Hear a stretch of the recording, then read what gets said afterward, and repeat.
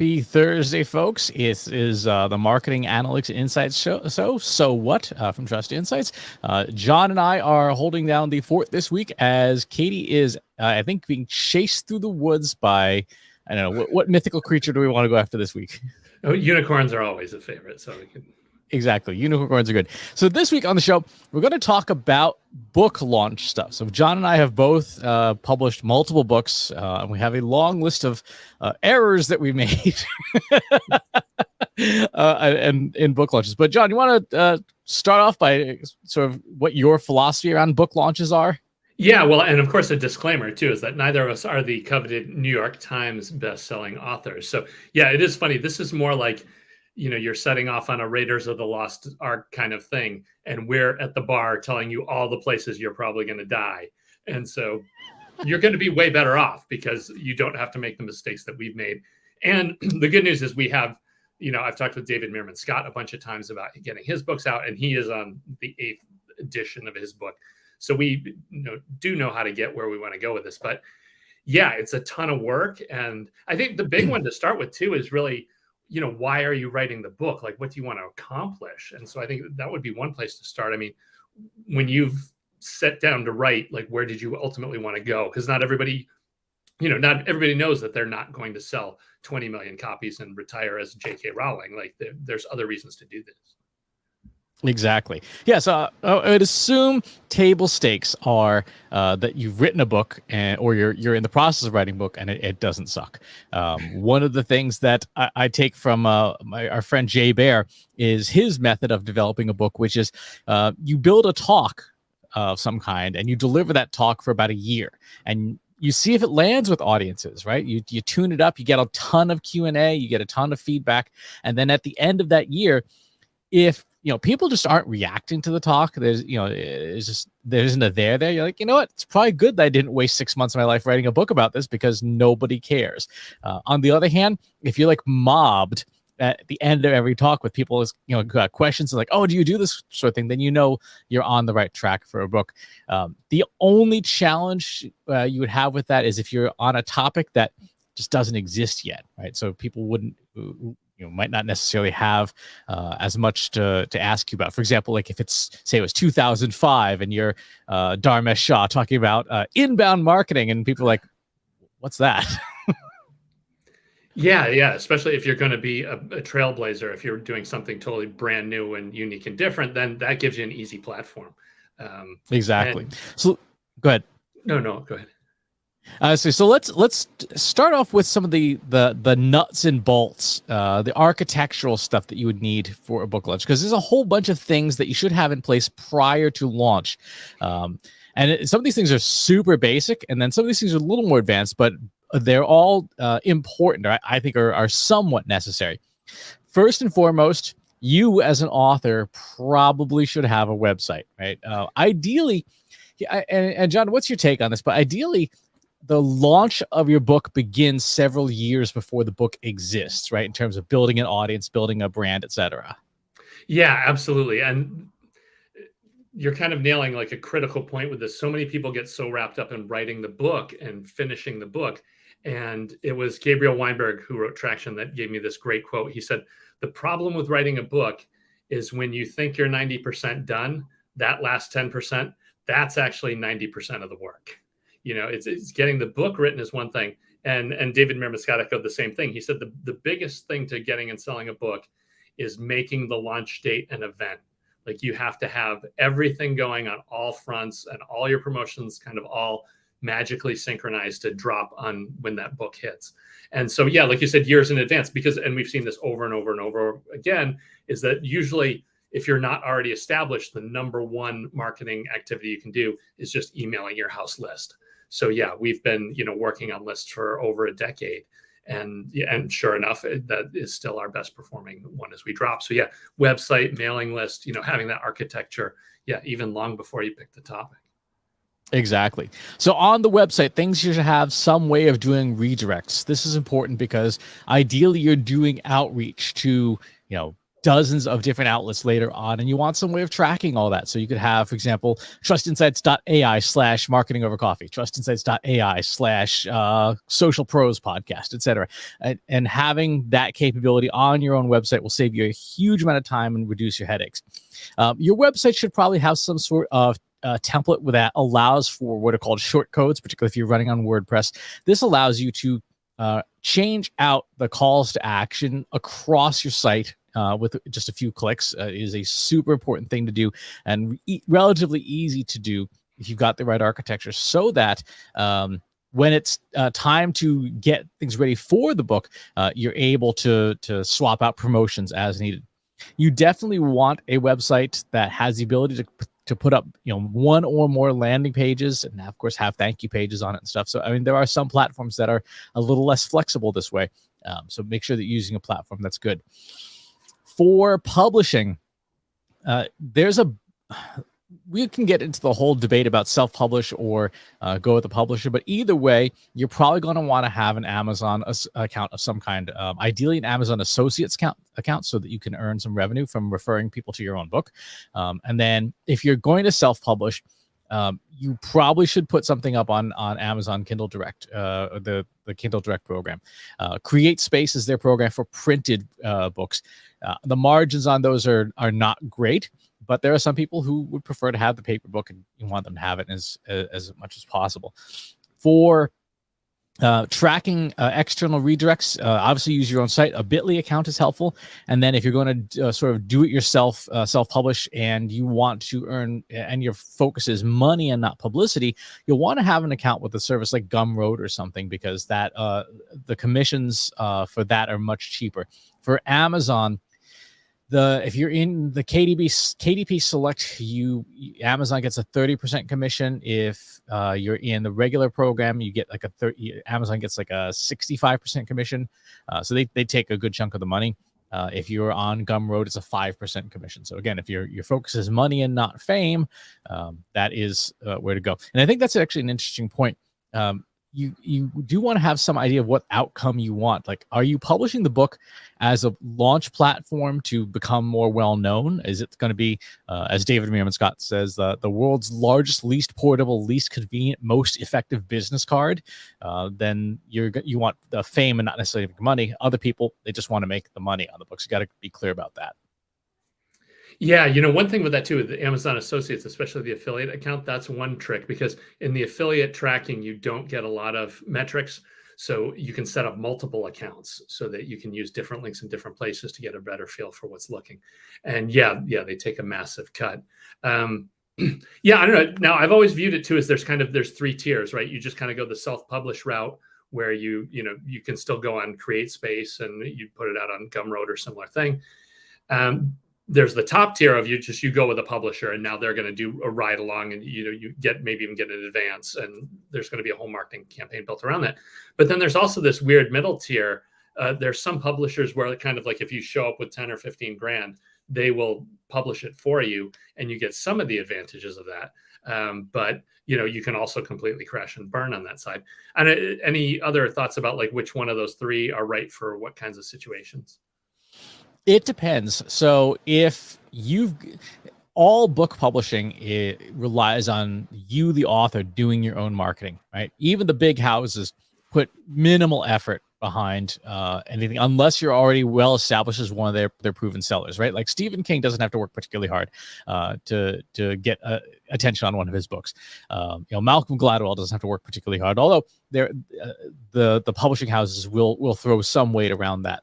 But for the most part, most authors, and especially newer ones, you're gonna have to market a lot of the stuff yourself and get essentially no help from the publisher. Publishers are not in the marketing business anymore. They are in the selling dead trees. So I would say if you've got the backing of a really good organization, then you could go the publishing route. Or if you think you absolutely need the logo, because there are some publishers who do airport book placements and stuff and buys like that. But I would say for most people, especially for if you're doing like your first couple of books, I would say self-publish is the way to go. That way you get a feel for the process, you know what's involved.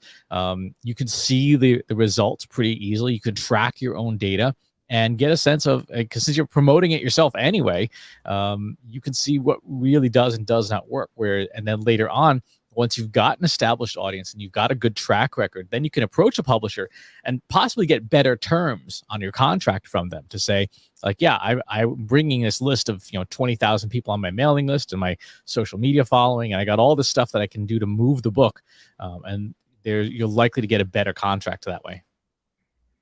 Sounds good.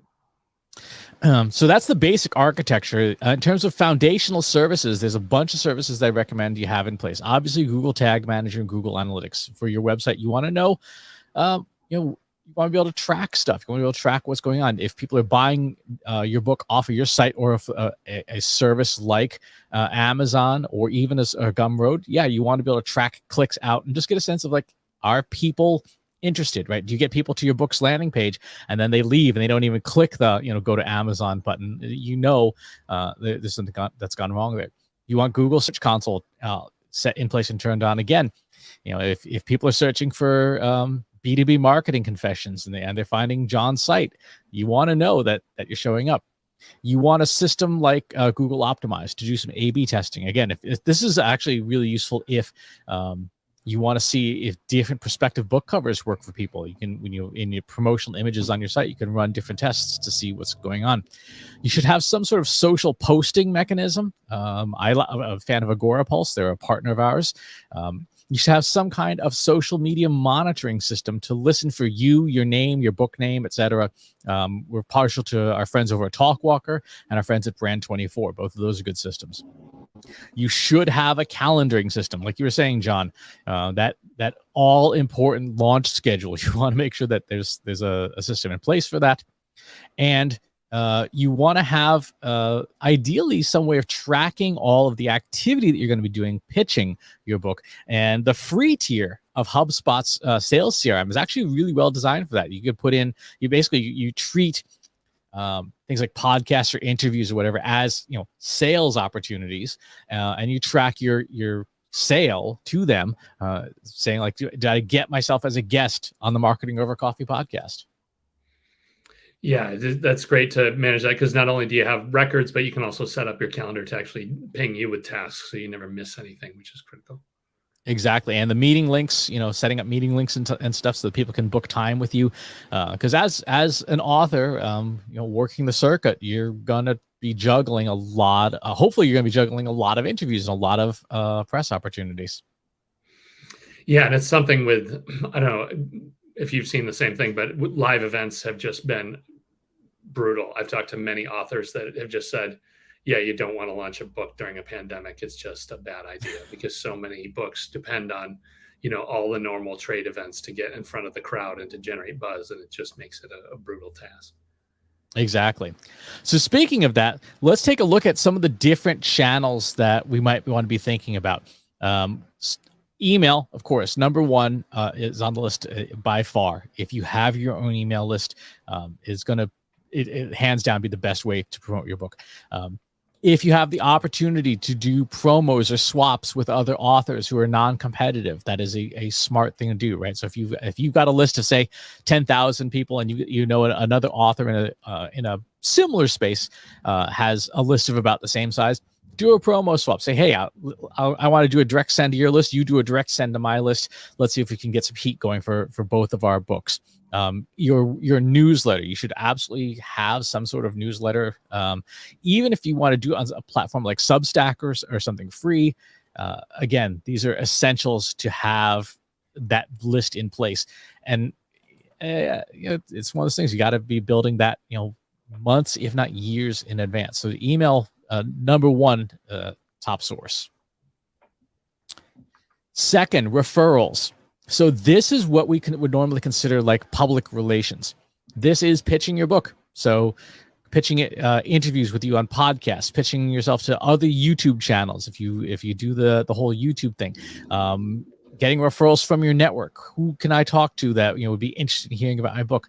Looking at niche groups, like you were saying, John, conferences, events, and trade shows, and of course traditional media, even stuff like the whole thing. And I think Gabriel Weinberg mentioned this as well with Traction. The whole thing is creating the appearance for a relatively short period of time that you are everywhere, right? Yeah, that was it. They clearly said that there was a big deal of landing a bunch of interviews in all their social feeds on all channels. And then the other one too, to jump back a step, is you don't want to overlook galleys. Like, you should be doing galleys, these cut versions of the book that are not the final print, but you actually do a run of a couple hundred copies or however many you can afford to do, that you send out to influencers and to interview people, so that you can have articles and interviews in the can for actually on drop date. So having early copies. And then another tie into that is having blurbs too, having folks give you a quote about your book. If you can, maybe you don't give them the whole book, you give them just a chapter to give you some feedback on, and then get a quote from them. I mean, the days of that selling a copy at the airport, the odds of that applying to you are pretty slim. But the reality is, if somebody's got their quote in your book, when the book drops, they are going to give you a hand to promote it to their crowd and say, hey, look, I'm in this book and I approve this. And that'll give you some more momentum. Very, very political. I'm John Wall and I approve this message. But yeah, so those two channels are the channels that are, I would classify them as the hardest work, but probably the lowest cost in terms of being able to get in front of a lot of people. Again, it's just a ton of outreach, and a ton of outreach that requires a human touch, because we both get an absurd number of pitches every single day, for Marketing Over Coffee, for In-Ear Insights, for the different newsletters, and some of these pitches are just wildly off topic. Yeah, I'm trying to remember what the worst one I got. I got one just yesterday on like a trucking company or something. It was something about how these trucks have GPS on them. I'm like, this has nothing to do with anything that we cover whatsoever. But yeah, that's just the nature of the beast. The stuff just pours in.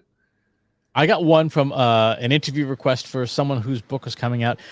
She is apparently a cleaning products kingpin of some kind. She manufactures all sorts of cleaning products, and she wants to get in front of my high net worth female audience. I'm like, I don't know who's doing your PR, but you need to sharpen the saw a little bit. Yeah, right. You get a better selects, please. Exactly.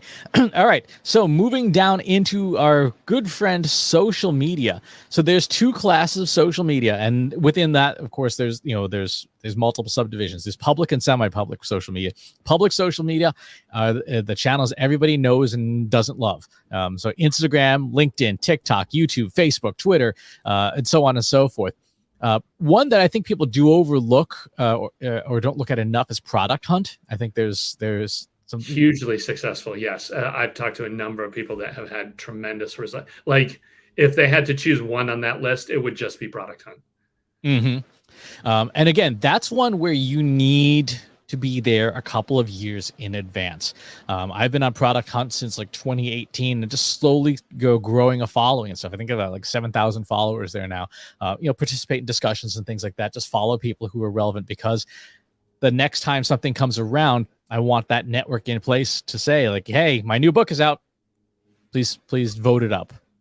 Yeah. And I think that's one where it just, even if you don't have the network, it's worth ponying up the cash for, just pay to get on the front page and go. Exactly. For all of these things, you want to have both where it's applicable, like a business account or a business profile, and a personal profile as well. So LinkedIn, your Instagram, Facebook, etc. You want to have all these accounts. You will have advertising turned on and enabled on these accounts. You want access to the advertiser tools on LinkedIn. On your personal account, you want to turn on creator mode. Make sure that you've got all that set up. You ideally have a newsletter already that if you're doing the regular email newsletter, you're cross-posting it using LinkedIn's newsletters. That is a hugely successful, underrated, overlooked feature that drives a lot of performance. And you want to have the ability to create content. We'll talk about creative in in a bit, but you want to have access to all these different channels and be ready to go. Is there any social channels here that we're missing that are public? Well, fully public. No, I was going to say Discord, but I imagine you've got that in Twitch on the semi-public ones. Pinterest would be the only one if you're doing like a home improvement, book or whatever. Oh, you reminded me of another one, Twitch. Yeah. Again, especially if you've got video influencers, gaming influencers, definitely have that in there. Okay, and then in separately public gated, you have Discord, Slack, and Reddit. So Discord and Slack, self-explanatory. You, again, should be joining servers or instances or communities where it would be relevant. So, for example, if I'm going to be launching a book that's about content marketing, I should be joining the Content Marketing Institute Slack. I should be joining the Marketing AI Institute Slack. I should be joining the Content Strategy Collective and so on and so forth. If I'm doing data, I should be in the Trust Insights Analytics for Marketers, the Measure Slack, etc. All these things. Steve just commented that, is there going to be replay link? And the answer is yes. If you go to trustinsights.ai/YouTube, you will see this show in its entirety when it's on. To find those instances, a lot of time it's word of mouth. For Slack, there really isn't a great Slack directory. For Discord, there's a service called Disboard, which is a silly name, but it is a public index of people where if you run a public Discord server, you can submit your server to it and stuff.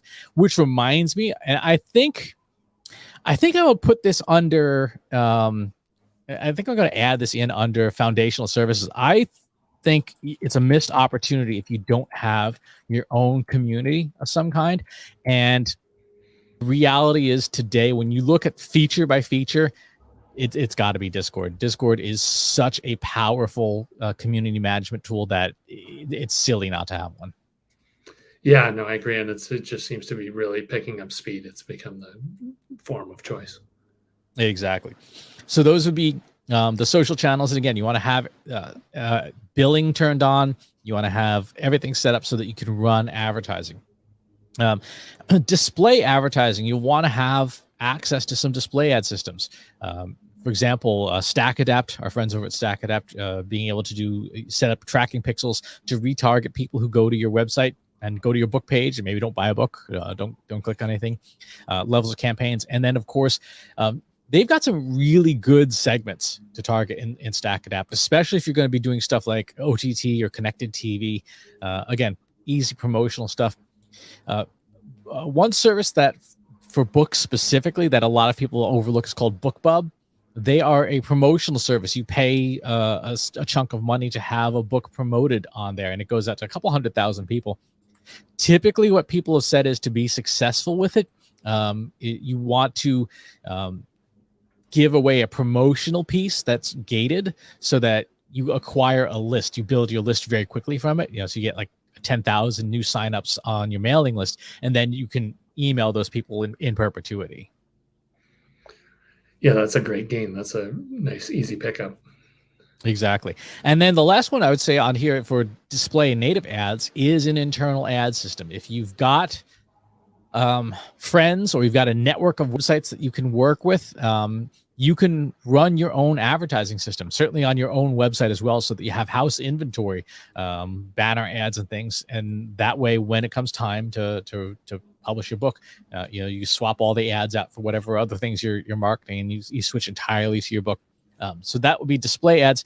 And of course, the giant on the playground is Google Ads, making sure that you have a Google Ads account set up that is configured, and that you have all the different campaign options set up. The three that I recommend is RLSA, which is retargeting lists for search ads. This for both regular search and for YouTube is incredibly powerful. Again, if somebody's Googling your name or your book's name, you want ads showing up for that and following them around the web wherever they go. If somebody goes to the book landing page, you want ads showing up. And then the newest form of advertising is Google's Performance Max. So you load up all your assets. You provide your headlines, links to your book's landing page or whatever, and then it looks across the entire spectrum of Google, like YouTube, search, Gmail, whatever, and says, I'm going to put ads wherever I think it's going to go work best. And then, it makes all the decisions and optimizes to wherever people are buying your book. Yeah, I don't know. And everything I've seen is that kind of stuff just completely beats the pants off of trying to manually do that on multiple channels with multiple creative. Like it's come to the point now where that automated pretty much beats everything else out there. Exactly. So in order to leverage these networks, you do need to have creative. And this is where you're probably going to want to, again, if you know you've got a book coming out, do not wait till a month before launch before starting in on your creative. You should be ideally building content and creative banking stuff as much as possible. I forgot to put here audio interviews. So let's put that for both audio and video. But this is the kind of stuff you want to have banked. You want to have your ad copy pre-written for your book, blog posts and blog content, newsletter issues, direct emails, sales pitches. You want to have sample chapters ready to go. And John, this is where you're saying we need to put galleys, right?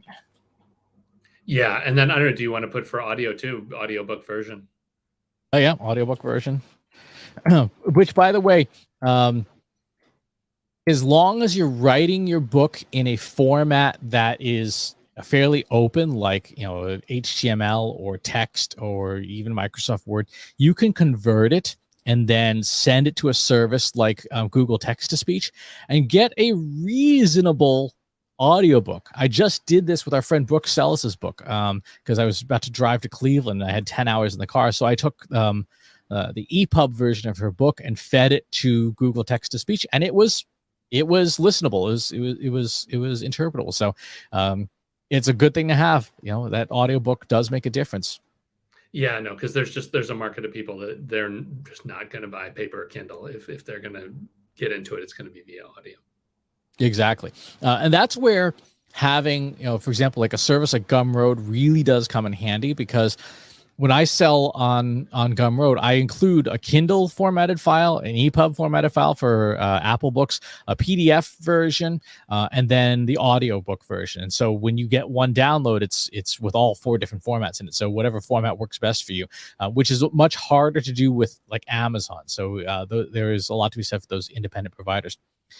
You will probably want to have, spend some time learning Canva, right? So that you can create your 16:9, your 9:16 story format, your 4:3s, animated GIFs, and short animations, anything you can do that will create content that you can put out for social media. Video, tons and tons of video. So you'll probably want to do, if you have a chance to do interviews in advance, that is a terrific way to then be able to slice them up and create little shorts and reels and stuff. YouTube shorts are outperforming other forms of video right now.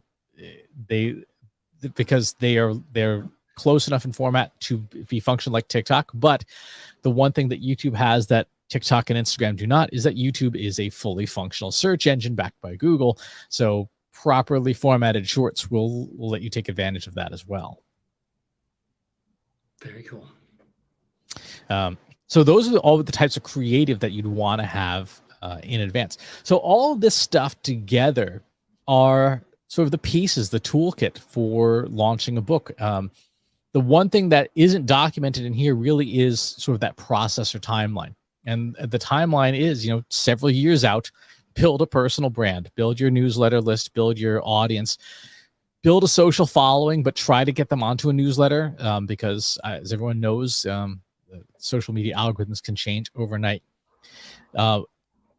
Write your book, obviously, but as you're writing the book, be thinking about promotional stuff. Even if you were to go chapter by chapter, like if I pull out one of mine here, I've got in a lot of the different chapters, there's individual graphics and stuff like that. So be thinking about blurbs that you can pull right from your book, different diagrams, quotes, stories. If you do interviews, like if you're writing a book and you're interviewing people, remember to ask permission, but record the interviews. All that B-roll footage is going to be instrumental for being able to roll that out. And, that's something you probably do in the writing process. And then you can go back to those people, ideally when it's promotion time, saying, hey, remember the interview you did for my book? My book's coming out. Would you please share it? Yeah, that sounds good. And I think that's just a quick urban legend about, copies and getting things out. I think over and over I've heard with business books is you have to get over the hurdle of the first 1,000 copies out.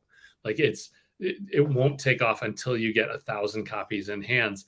And then I've also heard that if you actually get to a point where you get to 10,000 and it hasn't taken off, you pretty much have to accept that it's not going to fly on its own. But so, I've seen many authors make a real hard push to get that first 1,000 out the door, if you can in the first week or even pre-order, because that kind of can make or break how it goes in the future. Exactly. So that's your timeline, the 6 months before. After you finish the book, depending on whether you're self-publishing or whether you're working at the publishing house, the editing cycle can be weeks, months, years. But while editing is going on, that is the time to be looking at generating all that creative, all those assets and stuff, because A, you know what you're going to say. B, you can be sending out, uncorrected galleys, pre-edited and stuff. As long as it's not like you're face rolling on the keyboard, your second or third draft should be readable. And that's when you can start doing the galleys and start doing the interviews. Yeah, absolutely. And just think about the runtime, for more popular podcasts, you're going to have to get booked 6 months out, because they're going to say, okay, yeah, we can record 2 months from now. And then it'll sit in their bin for another 2 months before it hits, before it goes live. And so, yeah, really do all you can to get stuff to drop on launch date. And yeah, unfortunately, that takes a ton of pre-planning. Exactly. Depending on how much money you have to spend, you may need to get ads running 1 to 2 weeks ahead of time, because particularly for systems like Google Ads, because they need time to train. The algorithms powering them need time to tune in and train. So ideally, 1 to 2 weeks out, you launch maybe like a pre-launch campaign for your book. Give this software time to dial into your audience and optimize. You don't want to be launching an ad campaign on launch day, because at that point, there will not be enough of a trained audience for the ad system to reliably show your ads. I might say if it's your first time out, maybe even go a month. And if you don't have like a ton of money to hit up fast, maybe you do like a $500 spend over a month just to get dialed in on your ad audiences. Yeah, no, the last thing you'd want to do is, pull the trigger on launch day and then have your account get denied on day 2 and now be stuck for a week and a half trying to figure out how to get turned back on. Exactly. And then how do you handle it with the podcast, right? Because like you said, there's a lot of lead time on those. So there's a lot of lead time on any major publication. Yeah, you just can't start too early. I mean, that's it. You talk about creative stuff. I mean, you should have a sample chapter, some kind of PDF of a page and a page of book, and especially for podcasts, it should go as far as saying, okay, this author had the book out. He is more than willing to come on and talk about and even have the questions and the answers right there. Because unfortunately, I mean, we've both been through this where you get on a podcast and they have maybe read the cover and the back, the back cover, like they know nothing about the book really. And so having those questions like, okay, here's the 5 you ask and you're going to get a great answer on these, that'll get you in the works. But yeah, you can't start too early on it. Exactly. One thing that has been depends on the genre of the book that's been selectively successful is seeing authors doing collaborations of some kind. Not just interviews, but like co-created content. There may be opportunities, particularly with YouTube influencers, to do stuff like that. You see that more with musicians and things, but there definitely are co-created, co-collaborative pieces of content. Gary Vaynerchuk does a ton of that stuff, and it does very, very well for him. He's actually interviewing other people to build shows around their audiences, and then when it's time for his next thing to launch, of course, he's got an audience of 10 million people that he's managed to create over time. It's a terrific strategy. Yeah, and you totally see this in business books too. There's this kind of whole business mafia of Tom Peters, the Stephen Covey people, and Al Rees and all these folks that just they're blurbing each other's books, and even go as far as you notice that they're not dropping at the same time. They go out of their way to make sure that their schedules are lined up so that the folks doing the business stuff have a steady stream of books all endorsed by everybody else. Exactly. One thing you may want to look into is do some competitive intelligence on authors that are in your space and see who's following them. One thing that I enjoy doing a lot is taking like Twitter accounts or Instagram accounts, if you can get the data, of a cohort, like people who follow Seth Godin and David Meerman Scott and Tim Ferriss and Gary Vaynerchuk, and see who's in common across those accounts, right? Who keeps showing up in that.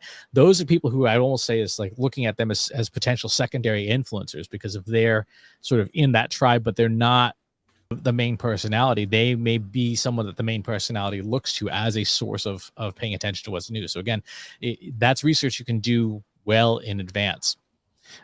Brian had a question here. How do you recommend promoting books during presentations at conferences before the book comes out?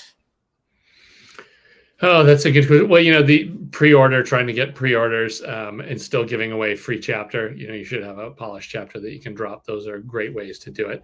And then for early buyers, usually a lot of folks do all kinds of free-for-alls. And it's funny too, I don't see as many of those as I used to. There used to be these deals where you'd pay $100 and get 10 different books from 10 different authors. They would take these all as pre-orders and all go and bank. But yeah, you can definitely do, and this is one of the benefits. If you own all the assets, you can say, hey, pre-order the book, I'll send you the audiobook for free right now. Or, you get the audiobook for free when it comes out. And yeah, you pretty much can't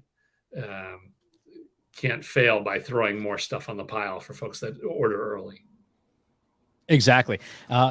One thing that we've seen a lot of people do is send out influencer kits. So it's a kit kind of like this, some kind of box. This is actually for the an agency summit, but it's all the stuff that you normally expect. You get a copy of the book, you get some kind of swag, pens, coffee mugs, things like that.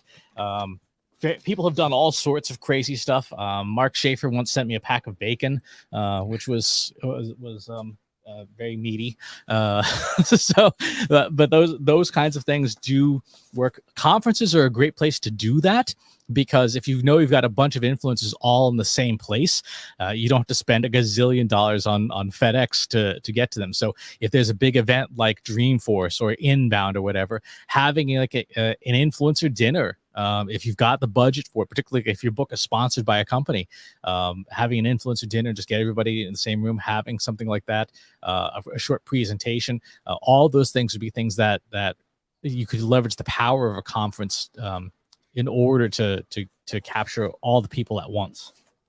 Yeah, I mean, even at Sales Machine a few years back, Gary Vaynerchuk actually did that. I mean, they were just giving away his latest hardcover at the door. I mean, they must have shelled out thousands of copies just that day. And that's the kind of thing that'll go towards the book numbers, when they're talking about how well the book does. Exactly. I mean, back in the day, if I recall correctly, the Church of Scientology would literally just buy out shelves of their own books and pulp them, but it counted for the sales numbers. That was how they hit the New York Times bestseller list. Yeah, right. You get on the big list, and then that can jump ahead. Yeah, I don't know. It's funny though. I've seen a lot of authors say that making that list did not change anything for them. The book did fine on its own, and they were getting the speaking gigs and all that, but the actual list didn't change it. And then I see similar stuff with Amazon lists. People making, trying to drop a certain day so that they make all these different lists on Amazon. And I've seen mixed results on that. Some people say it makes a difference, and other people say, no, it doesn't actually affect the sales at all. Yeah. For the few Amazon lists I've made, I did not see, any impact from that. Most of the impact comes, at least for my books, the impact comes from email, from the mailing list. I mean, that's by far, like if I had to get rid of every tactic except one, it would be email and nothing else. Yeah, no, you're much better just going to your fans. That's the way it works, unfortunately. Exactly. So that is, in essence, sort of the framework and the launch toolkit for getting a book out the door. And one of the things that I will point out is this is not stuff this is not something you want to wait for launch day. You want all these pieces in place long beforehand, so that they're running, that you know how to use them, especially if you're flying solo, right? If you don't have a team, you don't have a VA, you don't have any of that stuff. You want to get these pieces up and running today, even if your book is 5 years away, just so that you know how they all work. And some of them you'll have to cross off based on, you know, what resources you have. Like if you don't have ad budget, you don't have ad budget. And so you're going to focus on the things that don't cost money. Yeah, unfortunately, we're, you know, the bearers of horrible news. It's, you know, writing a book is just this unbelievable Herculean task that's going to eat your whole life. And if you want to do it well, you should probably jump on this pile of Herculean tasks that will eat the rest of your life. But that's just how it all works. Exactly. If you would like a copy of that flowchart, we're going to put it in the Analytics for Marketers Slack group. So it'll be available as just a straight PDF. You know, once you're in the Slack group, you don't need to do anything else. We'll post to the main channel. But any final parting thoughts, John, on how we can all be more successful marketing books? Get feedback early and often. That's one mistake I see people doing, is just going in a corner and writing 60, 100 pages. Do not do that. You know, road test some of your stuff and get some early feedback. And like you said, even if you can run it as blog posts or speaking engagements or whatever, put stuff out there to get feedback quick, because yeah, there's nothing worse than trying to edit a, you know, 200-page book or having to like cut it into chunks and re-scramble it to get it to work. That's not a place you want to be. That's a really good point. Even if you just have something like a customer advisory board, right? You know, get 5 friends who know your space, who work in the industry.